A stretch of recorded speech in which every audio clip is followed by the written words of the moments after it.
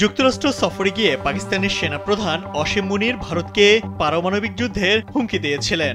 আর এবার rocket force গঠন করেছে ইসলামাবাদ, যাতে শত্রুদের উপর সব দিক থেকে হামলা চালানো যায়।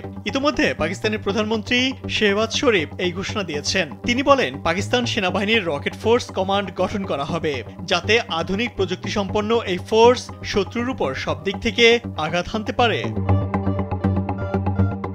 বৃহস্পতিবার তুর্কির সংবাদ মাধ্যম টিআরটি ওয়ার্ল্ড জানিয়েছে, পাকিস্তানের প্রধানমন্ত্রী শেহবাজ শরীফ দেশের সামরিক সক্ষমতা আরও বাড়াতে সেনাবাহিনীর রকেট ফোর্স কমান্ড গঠনের ঘোষণা দিয়েছেন। দেশটির ৭৮তম স্বাধীনতা দিবস উপলক্ষে ইসলামাবাদে আয়োজিত এক অনুষ্ঠানে শেহবাজ এই ঘোষণা দেন। রকেট ফোর্স গঠনকে দেশের সামরিক শক্তি বৃদ্ধির আরেকটি গুরুত্বপূর্ণ মাইলফলক উল্লেখ করে পাক প্রধানমন্ত্রী বলেন, ভারত মিথ্যা অভিযোগের ভিত্তিতে বিনা প্ররোচনায় পাকিস্তানে হামলা চালিয়েছিল, এজন্য তাদেরকে ঐতিহাসিক শিক্ষা দেওয়া হয়েছে। শেহবাজ বলেন, মাত্র ৪ দিনেই ভারতের গর্ব ধূলিসাৎ হয়ে গেছে।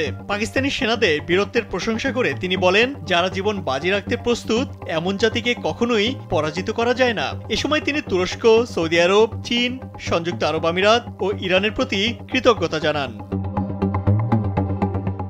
ইমতিয়াজ আহমেদ, কালবেলা।